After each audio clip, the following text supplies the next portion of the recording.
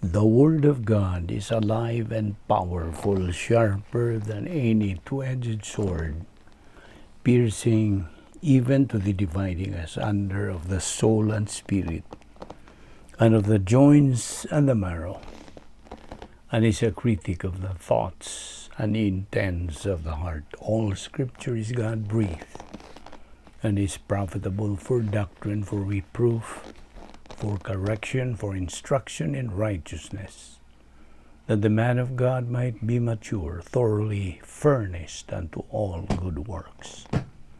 Study to show thyself approved unto God, a workman that needeth not to be ashamed, rightly dividing the word of truth. Before we start our Bible study today, giginahanglan ang itong paggamit karon sa prinsipyo sa 1 John 1:9. If we confess our sins, God is faithful and just to forgive us our sins and to cleanse us from all unrighteousness.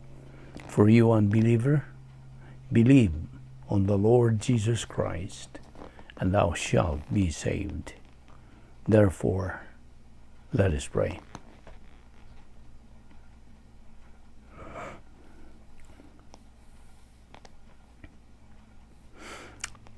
Bala na mga Diyos, nagapasalamat kami kanimo ning lain sa mga adlaw. Sa among pagpadayon sa pagtuon sa imong pulong. Salamat. Ining grasya nga among ipahimuslan, ubani kami padayon sa among spiritual momentum, pinagis pag tudlo ka namo sa balaang Espiritu Santo, which is the only teacher of truth. This we ask in Jesus' name. Amen.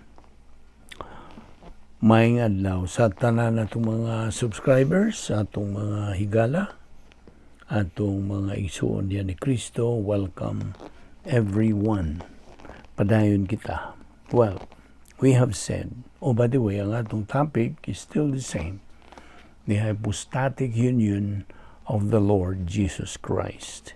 Ato nang nasayran nga the Lord Jesus Christ is the only unique person in the entire universe nga nanag-iya og duha ka kinaiya. That's why kini mo ang description, the hypostatic union of the Lord Jesus Christ. Ang hypostasis, ang hypostatic nga English word gikan kini sa original nga Grigong pulong hypostasis, which means the essential and basic nature of identity. So, the essential and basic nature ana lamang kang Ginoong Jesucristo. There is no one like our Lord Jesus Christ.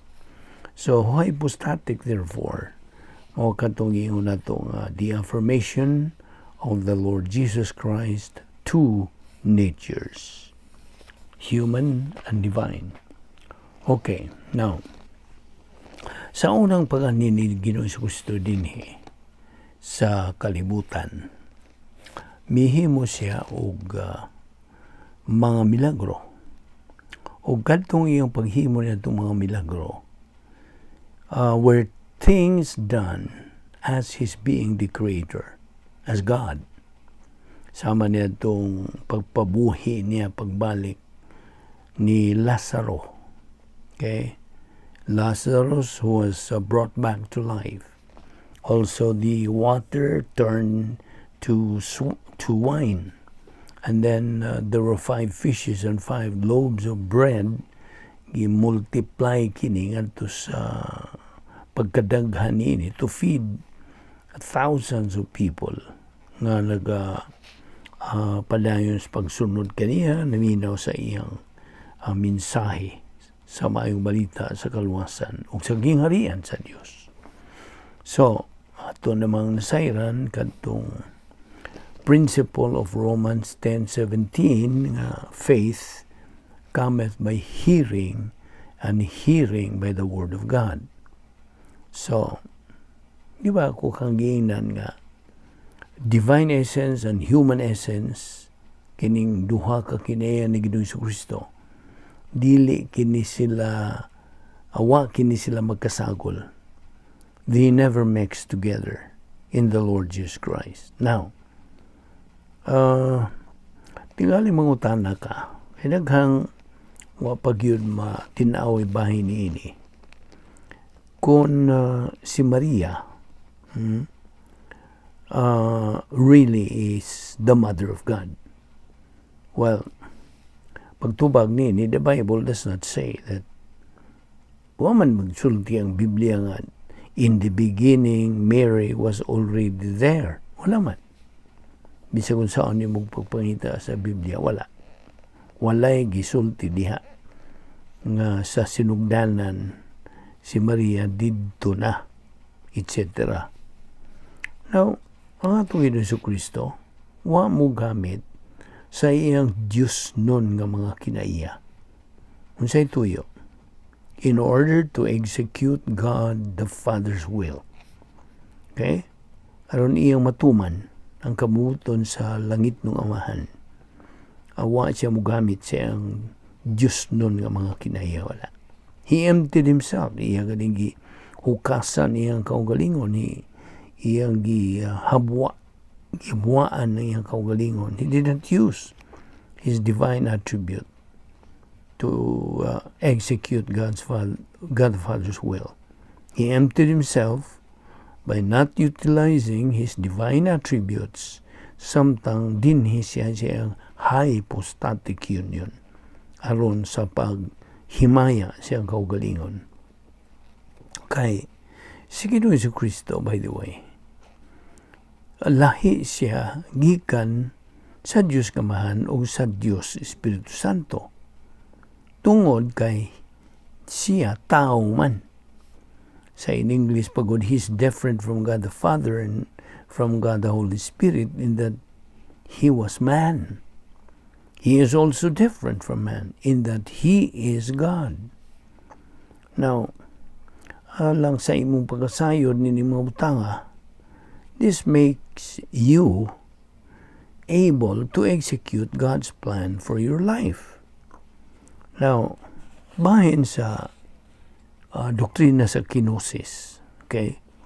While the deity and humanity ni Hesus Kristo went together without mixture, o ay pagkasagol, wa siya mo gamit sa mga kinaiya sa iyang pagka-Diyos by volition. Philippians 2:7. Ang atong Ginoong Hesus Kristo, because of his humility, obeyed. Mituman yun siya sa kabuton sa iyang langit ng Amahan. Mainungdan nga ang great power experiment that our Lord Jesus Christ used samtang din pa siya ng kalibutan kini tataw kaayo nga pagpaila nga kita nga mga magtutuo ubos ni katuigan sa simbahan can imitate kaniya kag Hesus Kristo by using the divine viewpoint thinking. 1 Corinthians 2:16. In fact, we are mandated to live the unique spiritual life, eusebia, godliness. Now, sayon kita, nga si Ginoong Hesus Kristo is the one holding this universe. Gumikan niya itong prinsipyo nga Christ controls history. Siya ay nagadumala. Siya ay nagagunit sa kasaysayan. The Lord Jesus Christ's glory was revealed briefly atol sa iyang hinumdum ka sa transfiguration dito sa Mount of Transfiguration. Now, ako malikon nga si Ginoong Kristo never gave up any of the attributes of his deity. Never. Kini gitawag lagi og doctrine of kenosis. Mainungdan nga si Ginoong Kristo na nag-iya siya niya itong hingpit nga pagkamapaumsanon. Perfect humility. O sa iyang pagkatao in his humanity, iya usab nga gamit ang napulo ka mga paagi sa pagsulbat sa mga suliran nga gisangkap sa Dios. He used God's 10 problem-solving devices. Busa kitang mga magtotoo, kinahanglan nga mo magmainawaton kita kang Ginoong Kristo sa iyang mga pangunahuna. You see? Mo lagi ito akong iyon mo, 1 Corinthians 2:16, nga mo kinihuna-huna ni Ginoong Kristo. So, ipagamit mong yun sa Diyos, kining napulo ka mga paagis pagsulbad sa mga suliran. Iyan ang kapagsangkap ka na to. Naragod na to, it's a matter of choice. Mugamit pa tanya na o dili. So, the Lord Jesus Christ.